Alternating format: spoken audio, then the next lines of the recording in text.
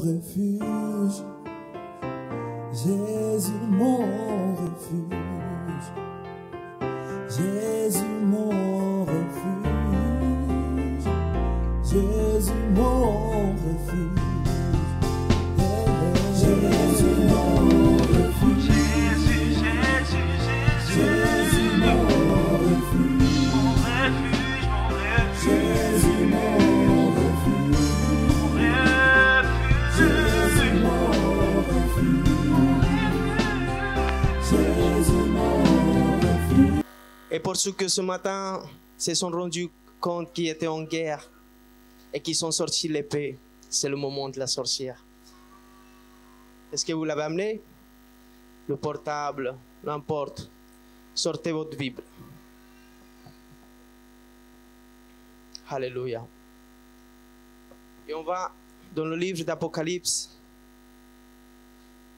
chapitre 4, verset 1, jusqu'à le 5.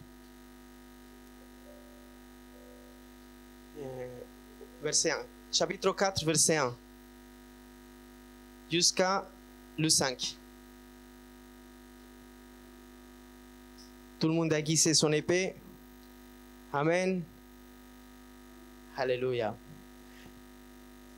Après cela, je regardais et voici, une porte était ouverte dans le ciel. La première voix que j'avais entendue, comme le son d'une trompette, et qui me parlait, et dit, monte ici, et je te ferai voir ce qui doit arriver dans la suite. Aussitôt, je fus ravi en esprit, et voici, il y avait un trône dans le ciel. Et sur ce trône, quelqu'un était assis. Celui qui était assis avait l'aspect d'une pierre de jaspe et de sardoine. Et le trône était environné d'un arc-en-ciel, semblable à de l'émeraude. Autour du trône, j'ai vu 24 trônes. Et sur ces trônes, 24 vieillards, assis, revêtus de vêtements blancs, et sur leur tête, des couronnes d'or. Du trône sortaient des éclairs, des voix, des tonnerres. Devant le trône brûlent 7 lampes ardentes qui sont les 7 esprits de Dieu. Amen. Dis à celui qui est à côté de toi, les 7 esprits de Dieu. Alléluia. Amen. Là, l'apôtre Pierre et l'apôtre Jean, il nous dit, le aimé de Jésus-Christ, il nous dit qu'il a entendu une voix comme son de trompette. Je ne sais pas qui t'a amené ici. Je ne sais pas si tu as entendu la voix du tonnerre. Cette voix de notre Seigneur Jésus-Christ qui t'a sorti de ton lit. Lui, il était ravi au ciel. Peut-être tu étais ravi de ton lit pour venir à l'église. Mais je vais te dire quelque chose. Beaucoup de personnes mesurent la magnitude d'une prédication ou d'un culte par rapport au prédicateur. Mais je vais te dire quelque chose. Celui qui demeure chez les grands prédicateurs, c'est le même qui était dans le tombeau, qui a ressuscité Jésus-Christ. Et c'est le même qui est là. Et c'est le même qui dépend qu'est-ce que tu vas chercher dans ce culte. Amen. Aujourd'hui, si tu t'es levé vraiment avec le désir de chercher l'Esprit de Dieu, c'est lui qui est là aujourd'hui et qui a quelque chose pour toi, pour ta vie, quelque chose à changer et que tu le désires vraiment. Et que tu ne te lèves pas en disant j'y vais au culte, voir un pasteur, un leader, mais en te disant aujourd'hui le Saint-Esprit il a quelque chose pour ma vie. Aujourd'hui, le Saint-Esprit, il va restaurer, transformer ma vie. Aujourd'hui, le Saint-Esprit va déposer quelque chose de spécial dans ma vie. Je ne sais pas si tu le crois ce soir. Si tu es venu en entendant cette voix c'est une voix de tonnerre, une voix puissante que c'est la voix de l'Éternel, c'est lui qui t'a amené ici. Parce que c'est lui qui t'a amené là, c'est Jésus-Christ. Même si tu penses que c'est par rapport à quelqu'un, je veux te dire quelque chose. Tu es là parce que Jésus-Christ, il avait prévu que tu sois là aujourd'hui. Parce que Jésus-Christ, il avait prévu un message de puissance pour toi, un message qui vient du cœur de l'Éternel. Et aujourd'hui, ce message est pour toi. ce message qui peut amener une transformation dans ta vie. Et ce message s'appelle la plénitude de l'Esprit de Dieu. Amen. Alléluia. Là, on voit que l'apôtre Jean, il nous parle de cet esprit. Les sept esprits, mais nous, on connaît l'Esprit de Dieu. Amen. Mais pourquoi il parle de cet esprit? En fait, le numéro 7, c'est le numéro parfait. C'est le numéro de la plénitude. Là, il nous parle qu'il veut déverser sur cette église Jésus, mon refuge, la plénitude. Il veut déverser que tu sois complet avec l'Esprit de Dieu.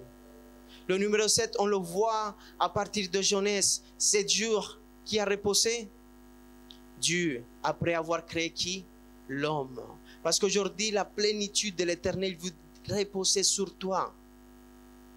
Parce qu'il t'a créé, il t'a fait un nouveau homme. Il t'a créé en esprit ce soir. Amen, qui le croit. Et la plénitude de l'Esprit de Dieu veut venir dans ta vie. Amen. Il a écrit 7 lettres, 7 sceaux pour les églises. On sait bien qu'il y avait plus de 7 églises. Mais aujourd'hui, si tu lis les lettres à ces 7 églises, tu peux voir comment elle est ta vie. Si un jour tu veux voir comment elle est ta vie chrétienne, lis les lettres aux 7 églises et tu vas voir si tu es tiède, si tu es froid, si tu te sens pauvre, si tu te sens riche. Et partout, il va te dire qu'est-ce qui se passe dans ta vie. Il va te dire si tu sens ça, c'est parce que tu es pauvre en vérité. Amen. Parce qu'il écrit les 7 lettres à les 7 églises. Mais tous, on rentre quelque part dans une des églises. Ça soit l'Édicée, l'Éphésiens, je ne sais pas où tu es. Mais si tu veux voir ton, comment on dit, où tu es, il faut que tu vois en Apocalypse les 7 églises. Et là, il nous parle des 7 esprits de l'Éternel. Amen. La parole de Dieu en Apocalypse, chapitre 1, verset 4 dit,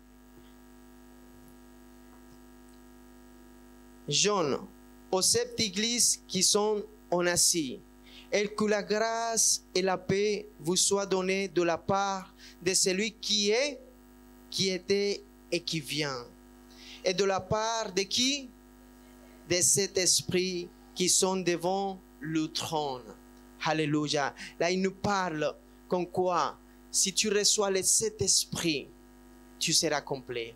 Mais quel esprit il parle? Pourquoi cet esprit? Où on peut savoir qu'est-ce qu'il nous donne par rapport à cet esprit? On sait qu'on a la plénitude maintenant. On sait que le 7 c'est le numéro parfait. Que le 7 c'est le numéro qui te complète en fait. Et que quand tu reçois les 7 esprits, tu es en train de recevoir la plénitude de Dieu. On est là ce soir. Mais on a tous besoin de recevoir la plénitude de l'esprit. Parce qu'on reçoit selon la mesure et les limites de ta vie. Et j'entends beaucoup de chrétiens qui disent, je suis limité.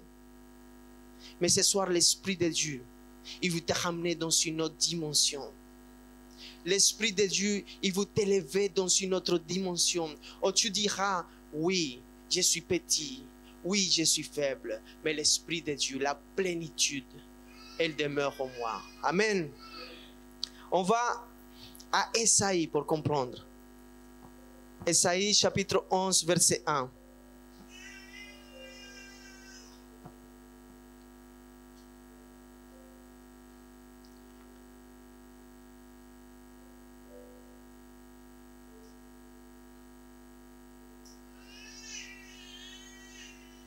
Alléluia. Puis un rameau sortira du tronc d'Isaïe et un rejeton naîtra de ses racines. L'Esprit de l'Éternel, qui? L'Esprit de qui? De l'Éternel. Reposera sur lui l'Esprit de quoi? De sagesse et d'intelligence, Esprit de conseil, de force, de connaissance et le meilleur des craintes de l'Éternel. Qui a la crainte de l'Éternel ce soir ici? Alléluia. Amen. Alors, là on voit qu'il nous parle de cet esprit qui avait Jésus-Christ. Lui, il avait reçu la plénitude de l'Esprit de Dieu. Lui, il était complet, lui. C'est pour ça qu'il allait, il pouvait même marcher sur l'eau. Amen. Aujourd'hui, tu vas commencer à marcher sur tes problèmes. Parce que tu vas recevoir cette plénitude qui va te faire sage, qui va te faire intelligent. Cette plénitude que tu vas recevoir où tu peux donner de bons conseils. Parce que tu reçois la plénitude de l'Esprit de Dieu. Et Jésus-Christ, il était dans la plénitude de l'Esprit de Dieu. Il avait reçu cette plénitude. Là, il nous parle de cet esprit. Ça veut dire la plénitude de l'Esprit de Dieu dans ta vie. Peut-être tu as reçu déjà, peut-être tu as du bon conseil. Peut-être tu es sage, mais peut-être qu'il te manque certaines choses. Tu sais, l'Esprit de Dieu m'a donné ce message pour l'Église Jésus mon refuge. Je ne sais pas à quelle église tu appartiens, mais l'Esprit de Dieu veut nous compléter ce soir. Je ne sais pas si tu es disposé. Je ne sais pas si tu es en train de chercher réellement le Seigneur. Je ne sais pas quelle est ton intimité avec l'Esprit de Dieu. Mais aujourd'hui, l'Esprit Saint, l'Esprit de vérité, c'est lui qui ramène cette assurance que Jésus-Christ est mort à la croix, mais qu'aussi il a ressuscité. Ce soir est là pour ta vie. Ce soir est là pour ma vie. Parce qu'il veut nous compléter. Il veut que notre vie avec notre Seigneur, elle soit plus élevée. Aujourd'hui, si tu sens que tu es encore dans la chair, l'Esprit de Dieu te dit ce soir, laisse-toi remplir par la plénitude de cet esprit, par la plénitude de l'Esprit de Dieu. Je veux que tu disposes ton cœur à ce message. C'est un message court et simple. Amen. Mais qui peut transformer ta vie ce soir. Je veux que tu puisses comprendre c'est quoi la sagesse. C'est quoi la sagesse? Un homme, il a demandé la sagesse. C'était qui? Salomon. Et il était sage. Quand il venait lui dire quelque chose, tout le monde disait, oh, on trouve une sagesse énorme en lui. C'est le même esprit que ce soir, il est en toi. Mais peut-être lui, Salomon, il avait la sagesse pour les autres. Il prenait de bonnes décisions pour les autres. Mais on ne sait pas pourquoi il a fini en train d'adorer aussi des choses qu'il ne fallait pas. Tu sais pourquoi? Parce que la sagesse, avant tout, c'est pour ta vie. Pour que tu puisses comprendre, puisses prendre les bonnes décisions dans ta vie. Tu peux être quelqu'un de sage et tout le monde va venir et te dire, ah, et tu donnes de la sagesse. Mais la sagesse, avant tout, c'est les décisions que tu prends pour ta vie. Amen. Que tu puisses gérer des projets. Que tu puisses gérer une entreprise. Je ne sais pas qui a des rêves ici ce soir. Quelqu'un a des rêves? Quelqu'un a des projets ce soir? Quelqu'un, il a une entreprise? Ou peut-être quelqu'un, il est juste en train de créer un bébé, un petit projet. Mais tu sais, l'esprit de sagesse, il est en toi. Je viens te ramener cette bonne nouvelle dans ta vie. De que tout ce que tu entreprends donnera de bons fruits. Parce qu'il a dit que tu ne seras plus l'accumé, que tu seras quoi? La tête. Alors si tu demandes cette sagesse, là où tu vas arriver, comme José, il est en prison, mais qu'est-ce qu'il a fait le roi? Il a appelé, il a dit, est-ce que tu peux me dire ça? La sagesse de l'Éternel dans ta vie. Demande à l'Esprit de Dieu la sagesse dans ta vie. C'est pas normal que tu travailles dans une entreprise et que tu viens me dire à moi que tu es le plus, je sais pas, derrière tout le monde et que personne voit quelque chose de différent dans ta vie. Tu sais pourquoi? Parce que tu n'as pas demandé selon comment Dieu veut que tu lui demandes. Est-ce que tu apprends ce soir à demander à l'Éternel? Alors tu vas demander la sagesse. Pour que tout ce que tu entreprends, les gens y voient cette sagesse dans ta vie. Et là où tu as commencé comme un salarié, tu vas devenir peut-être le 12e plus important dans cette entreprise. Encore mieux, tu vas trouver des gens qui vont te dire, mets-toi à ton compte maintenant. Parce que c'est toi qui gères tout. À un moment donné, même le patron, il ne va rien faire, mais c'est toi qui vas tout gérer. Pourquoi? Parce que ça va être la sagesse dans ta vie. L'esprit de sagesse. Là où tu vas, l'esprit de sagesse dans ta vie. Les gens, ils vont voir qu'il y a la sagesse de ce que tu parles. Mais ce n'est pas normal qu'un homme en converse, on dit, en converti, vienne te donner de la sagesse à toi, la sagesse du monde. Ce n'est pas possible. Ce n'est pas possible. Si tu n'as pas cette sagesse, c'est parce que tu ne lis pas assez la parole de Dieu. Cette parole de Dieu qui va t'amener cette sagesse dans ta vie. Que là où tu vas parler, les gens ils disent, waouh. Je ne sais pas si tu as déjà arrivé, mais moi ça m'est déjà arrivé que je parlais avec quelqu'un que je n'ai même pas dit Jésus-Christ encore. Mais je lui parlais des choses de l'éternité, du royaume des cieux. Et où il avait sa religion. Et il m'a dit, monsieur, je n'ai jamais entendu ces paroles. Ça t'a jamais arrivé? Parce que c'est la sagesse de l'esprit de l'éternel. Ce n'est pas ta sagesse. Ce n'est pas la sagesse de l'homme. Ce n'est pas la sagesse terrénale. Mais c'est la sagesse de l'esprit de Dieu dans ta vie. Là où tu vas parler, là où tu vas te mettre, les gens, ils vont t'entendre. Là où Dieu va te mettre au milieu de je ne sais pas, les gouverneurs, où tu sois. Ils vont voir la sagesse en toi. Une sagesse qui n'est pas pour les choses éphémères, mais une sagesse qui est pour la vie éternelle. Là où tu vas commencer à comprendre de que c'est mieux les choses de l'éternité et avoir la sagesse d'une vie, des décisions que tu prends toujours pour l'éternité. Amen. Et de la sagesse, il y a quelque chose qui va avec, et c'est l'esprit d'intelligence. Dis à celui qui est à côté de toi, ne crois pas à ce qu'ils disent les gens, tu es vraiment intelligent. Dis-lui encore, dis-lui, ne crois pas à ton mari. Dis. Ne crois pas à ton mari. Ne lui crois pas. Ne crois pas à ta femme. Tu es vraiment intelligent parce que l'esprit d'intelligence est dans ta vie. L'intelligence, c'est une chose et la sagesse, c'est ce qui complémente. Tu peux être intelligent et sans sagesse, ça ne sert à rien. Mais quand tu es intelligent et tu comprends les choses, mais que tu les fais aussi, c'est la sagesse. Amen. Est-ce qu'il y a des gens sages ici? Amen. Il y a des gens qui entendent le message et qu'ils le pratiquent.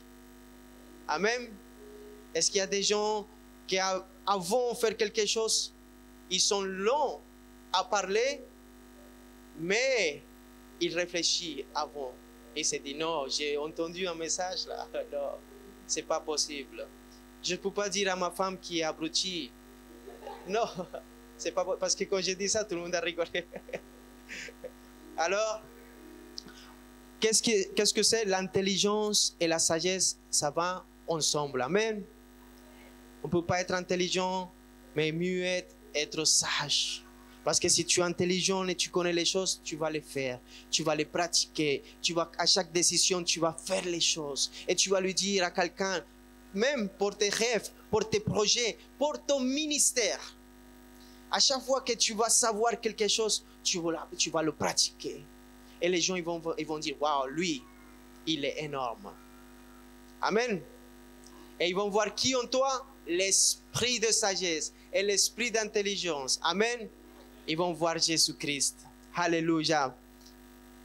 Après, il y a qui le conseille? En intelligence, il y a un psaume qui dit, l'Éternel du haut des cieux regarde le Fils de l'homme, pour pouvoir, s'il y a quelqu'un qui soit intelligent, qui cherche Dieu. Hein? Si tu es intelligent, c'est parce que tu cherches Dieu. Alors, si tu es là ce soir, c'est parce que tu es quelqu'un d'intelligent. Wow, amen. Alléluia.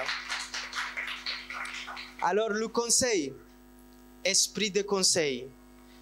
Tu sais, beaucoup de personnes qui sont chrétiens, quand ils vont chercher un conseil chez un homme de Dieu, et l'homme de Dieu lui dit, écoute, ça c'est un péché, c'est pas bon, tu es dans le péché, il faut que tu abandonnes. Tu sais ce qu'il fait cette personne? Il va chercher quelqu'un charnel pour qu'il lui donne un conseil charnel. Et après il dit, ah, ça c'est, lui, il m'a bien répondu, lui. Cherche pas des conseils avec les gens charnels. Cherche toujours le bon conseil dans les gens qui sont remplis de l'Esprit de Dieu. Les gens qui sont mandatés pour te donner des conseils. Les gens qui puissent connaître la parole de Dieu, qui te peuvent te conseiller dans le bon chemin. Moi-même, j'ai besoin du conseil. Et moi, je cherche quelqu'un pour qui me conseille. Parce que je suis humble aussi. Je ne peux pas dire que je connais tout. Parce que même si je connais, j'ai besoin que quelqu'un vienne me dire. Tu as besoin de conseils tout le temps. Ce n'est pas parce que tu as 80 ans. Moi, je connais les gens de 80 ans qui sont vraiment têtus. Vous avez vu? Et on voulait dire quelque chose? Non, ils le savent. Oh, il y a des hommes de Dieu qu'on ne peut pas leur dire quelque chose parce qu'ils croient qu'ils connaissent tout. Mais on ne connaît pas tout. On ne connaît pas tout parce que notre œil regarde vers l'extérieur. Toujours. C'est difficilement qu'on se regarde à l'intérieur. Amen. Au moins qu'il y a quelqu'un ici qui soit. Alors on a besoin d'un point de vue extérieur, toujours. Un conseil d'un homme de Dieu qui vient te dire, écoute, ne marche pas comme ça, écoute. Mais un conseil, il ne faut pas le dire devant tout le monde. Il faut savoir aussi donner le bon conseil. Et quelqu'un qui a l'esprit de conseil, il sait quand quelqu'un lui donne un conseil qui vient de Dieu aussi. Parce que tu ne peux pas recevoir n'importe quel conseil et dire, ah, alléluia, c'est ça, ah, je savais qu'il fallait que j'aille là-bas et pas à l'église. Ah, elle m'attendait là-bas. Ah, non, quand tu as l'esprit de conseil, tu sais qui est en train de te donner un véritable conseil. Un conseil qui vient de la part de l'Esprit de Dieu. Amen. Et nous, on doit être des bons conseillers aussi. Même Jésus-Christ, en Esaïe, il parle que lui est le quoi? Le conseiller, l'admirable, le conseiller. Alors si tu es rempli de l'Esprit de Dieu, c'est Jésus-Christ qui demeure en toi. Alors toi, tu dois donner des bons conseils dans ta vie. Et les gens, ils vont te chercher. Je ne sais pas si on vous cherche pour des conseils. Amen. Amen. Il faut donner des bons conseils. Il ne faut jamais ajuster un conseil à sa chair. Il faut toujours appeler le péché par le péché. Toujours. Tu sais, il y a une personne qui peut s'élever vite et rapidement qui est dans le péché, c'est lui qui reconnaît son péché. Mais celui qui justifie son péché, c'est parce qu'au fond de lui, il veut rester dans ce péché. C'est comme ma fille. Ma fille, elle me demande un bonbon, je lui dis, c'est mauvais pour toi ça. Alors, comme elle voit que ça ne marche pas avec moi, elle va demander à sa maman. Peut-être sa maman va lui donner. Et c'est comme ça beaucoup de personnes qui font dans la vie chrétienne. On essaye partout comment ajuster le péché dans ma vie. Mais un péché, c'est un péché. Je vais te dire quelque chose. Celui qui reconnaît comme le publicain qui est pécheur et que se dit qu'il n'est pas digne. Je ne sais pas qui d'ici il est digne. Il y a quelqu'un qui est digne ce soir? Personne n'est digne. Personne n'est digne. Alors celui qui se met à genoux et dit, je ne suis pas digne de toi, Jésus-Christ. Vraiment, je suis un pécheur. Et j'ai du mal avec ce péché. Mais tu l'appelles péché. Tu ne l'appelles pas l'imitation. Ah, je suis limité. Hein? J'entends beaucoup ça chez les chrétiens. Je suis limité. Hein? On vit dans la limitation. Mais ce soir, l'Éternel, il va étendre tes limitations. L'Esprit de Dieu va ramener. Il va te ramener dans une autre dimension. Et là où tu ne pouvais pas, tu vas y arriver. Amen. Amen. Parce que après du conseil, tu sais ce qui vient? La force. Alors quand tu dois un conseil, tu dois lui donner avec quoi? Avec la force de l'Esprit de Dieu. Quand tu lui dis à quelqu'un, tu ne dois pas aller là-bas parce que ça, il va t'arriver ça et ça et ça. Tu l'envoies avec la force. Amen. Et cette personne qui reçoit le conseil, il va le recevoir avec force et conviction. Alléluia. Amen. C'est comme ça qu'on donne le véritable conseil. Avec force et conviction. Quand quelqu'un reçoit un conseil avec la force et la conviction, cette personne, elle va changer sa vie. Parce que la force, la parole de Dieu nous dit que c'est ni par puissance, mais c'est par l'Esprit de Dieu. C'est l'Esprit de Dieu qui a cette force. C'est le même Esprit qui venait visiter Samson, on dit Samson. Et que lui, avec une mâchoire, il a tué 1000 hommes. C'est la force de l'Esprit de Dieu. Cette force qui va te faire dépasser beaucoup de choses dans ta vie. Parce que ce même esprit C'est l'esprit qui va te sortir de tes problèmes, qui va te fortifier au milieu de l'épreuve. Les gens, ils vont voir comment tu es fort au milieu de l'épreuve. Je ne sais pas combien ils passent des épreuves dans sa vie. Mais moi, je suis le premier. Et de ça, je suis fier. Je suis fier d'avoir des épreuves dans ma vie. Parce que quand j'ai des épreuves dans ma vie, c'est parce que l'Éternel, il veut faire quelque chose avec moi. Il veut travailler quelque chose. L'épreuve, ça produit quoi? La patience. Combien il demande la patience ici? Tu vas avoir des épreuves. C'est comme ça. Et tu dois être fier de ça. Que le Seigneur, il te fait des épreuves. Parce que comment on qualifie quelqu'un? Par une épreuve. Fin d'année, un examen, tu passes l'année, sinon tu restes. Les épreuves dans ta vie, c'est nécessaire. Amen. Alléluia. Alors la force, cette force de l'Esprit de Dieu dans ta vie, cette même force est la main puissante de l'Éternel qui a sorti Israël d'Égypte. C'est la même main puissante qui va te sortir de là où tu es stagné, mon frère. Là où tu sens que toujours tu arrives dans le même point et que tu tournes et que tu tournes. Là où tu sens que tu es stagné, là où tu sens que ta vie comme chrétien, elle n'a plus de sens. Et waouh, oui, il y a des gens qui sont dans ce point de où ils trouvent que même sa vie chrétienne, elle n'a plus de sens. Tu sais pourquoi? Parce qu'il faut que tu demandes et que tu désires et que tu persévères l'Esprit de Dieu dans ta vie. Ta vie chrétienne sans l'Esprit de Dieu, c'est rien. C'est comme une autre religion. Mais l'Esprit de Dieu vient ramener quelque chose de spécial.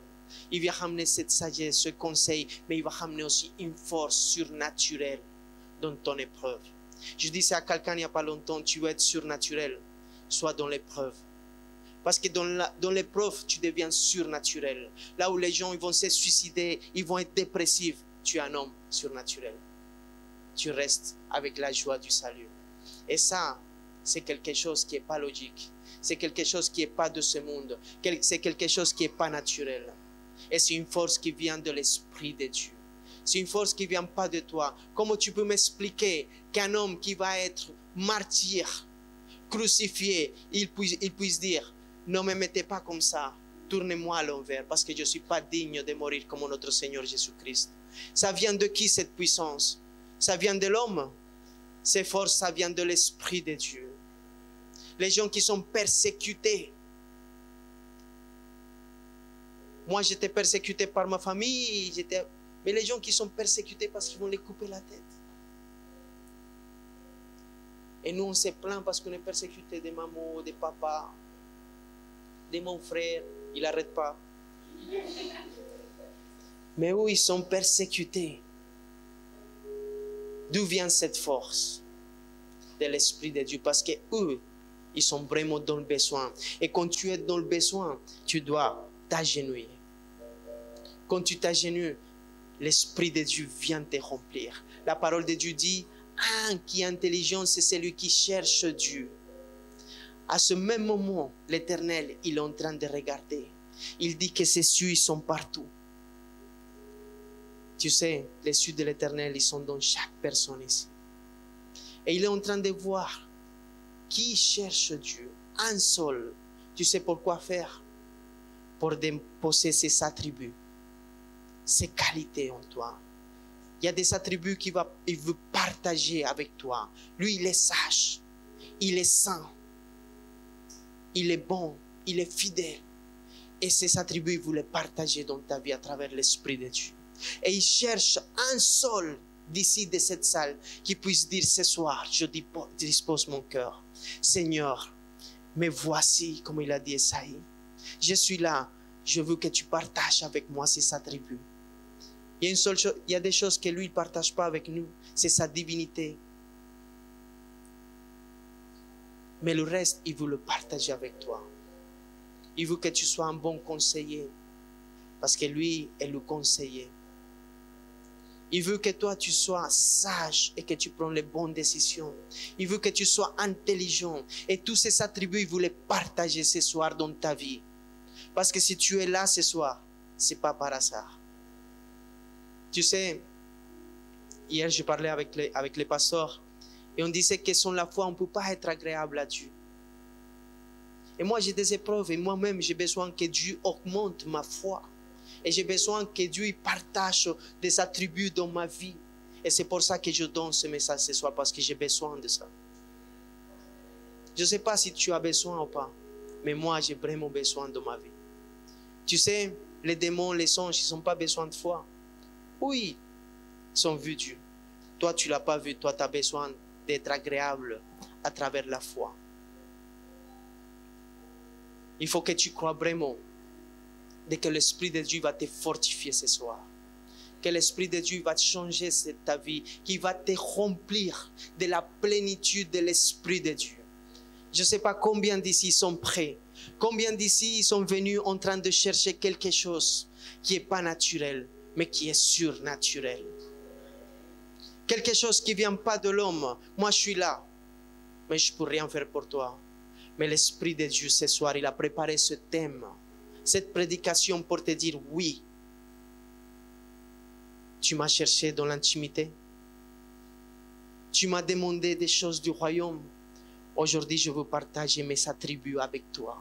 Aujourd'hui, je veux partager avec toi la plénitude que Jésus-Christ il a reçue quand il était là aussi.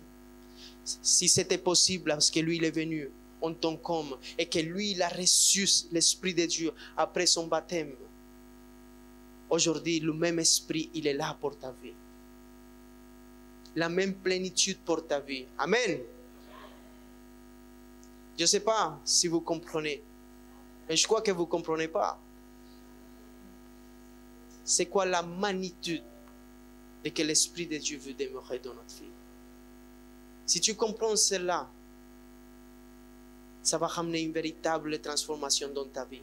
Parce que tu ne seras plus comme un bébé qui a besoin du lait. Mais tu vas devenir samedi prochain comme un conseiller. Tu vas venir samedi prochain comme quelqu'un de sage. Ils vont voir lundi dans ton entreprise quelqu'un qui prend des bonnes décisions. Ils vont voir quelqu'un lundi, oh, lui, il est intelligent.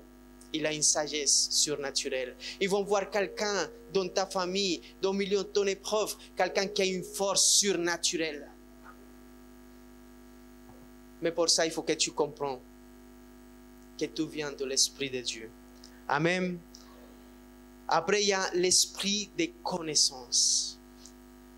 Tu vois, on a dit que l'intelligence, il va avec la sagesse. Amen. Le conseil, il va avec quoi? Avec la force. Mais la connaissance va avec qui? Avec la crainte de l'Éternel. Alléluia. Tu sais pourquoi? Parce que la connaissance te fait savoir qui est vraiment le Seigneur. Aujourd'hui, tu vois, il est venu, c'est vrai qu'en forme d'agneau. Et agneau, ça veut dire petit agneau, tout petit, innocence, c'est la traduction. Vraiment innocence, qui il ne se bat pas, il se laisse faire. Mais aujourd'hui, il n'est pas en tant qu'agneau. Aujourd'hui, il est en tant que lion de Juda. Et quand tu connais Jésus-Christ, quand tu as cette connaissance, ça t'amène à la crainte de l'Éternel. La sagesse t'amène à quoi? À la crainte. L'intelligence t'amène à quoi? À la crainte. En définitivement, la crainte, il faut que ça devienne encore comme avant. Parce qu'aujourd'hui, beaucoup de chrétiens, et moi j'aime beaucoup ça parce que moi aussi je suis dans l'amour de l'Éternel. Et il m'a racheté avec son amour, il m'a séduit à travers son amour, un amour que je ne connaissais pas dans ma vie. Un amour que je n'avais jamais reçu. Et c'est pour cela que je suis aujourd'hui là. Mais tu sais, moi quand je prie le matin, je prie de deux manières. Je prie d'une manière que c'est à genoux. Parce que lui, il est majesté. Parce que lui, il est roi. Il est souverain. C'est lui le créateur de toutes choses. Et que lui, il est assis dans son trône. Et qu'il voit toutes les choses d'en haut. Et que tous ses ennemis, ils sont sur ses pieds. Mais aussi, je lui parle comme mon frère, comme mon ami. Mais il faut que tu saches que cette connaissance, ça veut dire, ça vient de la racine de Yada. Jada, c'est le même mot qu'on utilise quand Adam, il a connu Ève. C'est la relation intime. La connaissance vient par la relation intime que tu as. L'Esprit de Dieu vient dans ta vie et commence à te remplir, à t'amener cette connaissance, à parler avec ton esprit. Je vous ai déjà dit que même le Seigneur Jésus-Christ, il a voulu expliquer des choses à les apôtres, mais ils ne comprenaient pas. Mais l'Esprit de Dieu, il va te ramener une connaissance parce qu'il va parler directement à ton esprit. Cette connaissance, c'est le Jada. C'est comme quand un homme, il connaît une femme dans l'intimité. C'est la même chose. C'est quand ta relation avec Dieu, elle est plus almatique, mais spirituelle. C'est la connaissance. Parce que quand tu as une relation avec ton âme, c'est par les émotions. Tu peux pleurer ce soir devant la présence de Dieu, devant la louange. Tu peux pleurer, t'humilier, mais sortir de là et ta vie ne change pas. Parce que c'est dans les émotions. Mais quand tu connais le Seigneur Jésus-Christ, quand tu connais Dieu, c'est pas par ton âme, c'est par ton esprit.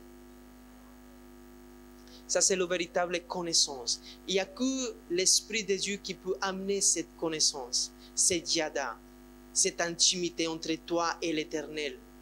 Ton esprit avec l'Esprit de Dieu. Et tu reçois cette connaissance, tu reçois cette plénitude. La plénitude de cet esprit, la plénitude de l'Esprit de Dieu dans ta vie, la même plénitude qu'avait notre Seigneur Jésus-Christ dans sa vie. Par la connaissance. Cette connaissance que tu l'as par le moyen de ta recherche, de ta persévérance. Beaucoup de personnes, ils disent, j'y arrive pas, mais tu persévères pas assez. Beaucoup de personnes disent, je n'arrive pas, mais tu résistes à ce qui te dit l'Esprit de Dieu. Et tu veux faire selon ta chair, selon ta vie. Mais tu es capable. Parce que l'Esprit de Dieu, il est en train de te conduire, t'amener. C'est lui qui t'amène dans des sentiers de vérité. Et ce soir, il est là pour te dire qu'il veut vraiment cette connaissance avec toi. Il veut vraiment que tu sois plus dans l'âme, mais que tu sois dans l'esprit. C'est pour ça qu'on ne cherche pas des adorateurs dans l'âme et en vérité, non. On cherche des adorateurs dans l'esprit et en vérité. Beaucoup de personnes ne connaissent pas véritablement Dieu. Ils ont senti des frissons. Ah, j'ai senti un frisson, c'était sensationnel. Mais tu es sorti, tu as parlé mal de ta copine. Tu as senti un frisson, mais tu es sorti et ta vie n'a pas changé. Mais une fois que tu t'assis dans la table de notre Seigneur Jésus-Christ, jamais tu vas te lever pareil. Une fois que tu fasses une rencontre avec notre Seigneur Jésus-Christ, ta vie elle va changer à jamais. Et tu vas chercher à te compromettre dans son œuvre. Parce que c'est ça qu'il cherche. Dieu, que tu sois avec lui, que tu travailles avec lui. Que tu travailles pour lui, pour notre Seigneur Jésus-Christ. Amen. Beaucoup de personnes, comme je dis, beaucoup de personnes connaissent la reine. Ce que je vous ai déjà dit. Salomon, il avait des concubines, des reines et des mademoiselles. Et beaucoup de personnes, ils connaissent les concubines, ils travaillaient pour qui? Pour la reine. Mais ils ne travaillaient pas pour le roi. Et beaucoup de personnes qui sont dans l'âme encore, ils n'ont pas eu cette intimité avec le roi. Ils ont eu cette connaissance avec l'Église. L'Église, c'est la reine. Et tu peux travailler pour l'Église. Tu peux venir chanter, tu peux prêcher. On peut se mettre là. Et pas avoir d'intimité avec le roi. Pourquoi? Parce qu'on est juste ici, avec la reine. Mais notre vie à la maison, notre intimité, c'est avec le roi. Et ça, c'est quand tu fermes la porte de ta chambre. Et que tu te mets dans le lieu intime et tu cherches le roi. Que tu déverses ton parfum et qu'il monte agréablement à l'Éternel. Dans le livre des Cantiques, ils disent que, et moi j'aime beaucoup ça, le pasteur il le sait, c'est quand la femme elle cherchait le roi et il déversait son arde, son parfum. Et ce parfum, c'est nos prières. Ce parfum, c'est cette intimité avec le roi. Et ça, c'est dans ton intimité, dans ta chambre. que tu as cette connaissance, c'est Yada. Et lui veut que tu l'attires à lui. Il veut que tu le cherches. Et quand la femme, elle cherchait le roi, elle mettait son arbre le plus cher et il le déversait. Et ce qui a fait Marie aussi, elle avait déversé son arbre. Pourquoi? Parce qu'il voulait donner sa meilleure adoration à Jésus-Christ, sa meilleure intimité à Jésus. Normalement, ce parfum, il le gardait pour le jour de quoi? De son mariage. Le jour de son mariage, après, il y a le Yada. Ça veut dire que tu t'es marié aujourd'hui et demain tu connais ton mari ou tu connais ta femme. Et là, il y a une véritable connaissance parce que toi, tu deviens un seul avec ton mari, un seul avec ta femme. Et aujourd'hui, l'Éternel, il veut te démontrer que la connaissance, cette connaissance, l'esprit de connaissance, il veut amener ce Yada dans ta vie. Que tu déverses cette adoration, que tu déverses le meilleur de toi pour que tu puisses connaître l'Éternel. Que tu sois plus dans l'âme et que ta situation elle soit affectée, ta relation. Mais moi, j'ai passé par là. Ma relation avec l'Éternel était affectée par tout ce qui s'est passé dans mon entourage. Ça veut dire si j'avais une journée dure, Seigneur, tu sais bien ma vie. Tu connais, c'était dur aujourd'hui. Ça a affecté ma relation avec lui. Mais le Seigneur, il nous démontre, à chaque fois, il veut nous amener à cette Yada, à cette connaissance avec lui. Amen. Et la crainte de l'Éternel. La crainte de l'Éternel, c'est vraiment ce que Dieu veut dire à son peuple ce soir aussi. Tu ne peux pas continuer à faire les choses que tu fais en cachette dans ton intimité. Tu ne peux pas continuer. Et tu ne le feras pas par tes propres forces. Mais il faut que l'esprit de crainte de l'Éternel vienne sur toi. Amen. Tu sais, le numéro 7, c'est la perfection, c'est l'accomplissement dans ta vie. Le numéro 7, c'est la perfection. Les 7 esprits dans ta vie, le conseil et tout ce qu'on a vu, ça veut dire la perfection, la plénitude dans ta vie. Il y a les fruits du Saint-Esprit qu'on les connaît, la paix, l'amour, la joie. Les 9 fruits aussi. Mais là, quand il parle de 7, c'est de te dire, je veux que ma plénitude, je veux te compléter.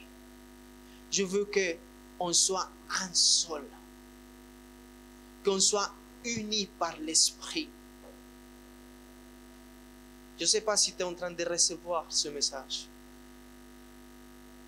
Tu sais, dans le premier verset que j'ai lu, il dit que du trône sort des éclairs, des voix et des tonnerres. Devant le trône brûlent 7 lampes ardentes. Qui sont quoi? Les 7 esprits de Dieu. Tu sais, dans le livre de Lévitique, chapitre 24, verset 2 dit, ordonne aux enfants d'Israël de t'apporter pour le chandelier de l'huile pure des olives encassées, afin d'entretenir les lampes continuellement. Dis à celui qui est à côté de toi, l'Esprit de Dieu, il faut qu'il soit continuellement dans ma vie.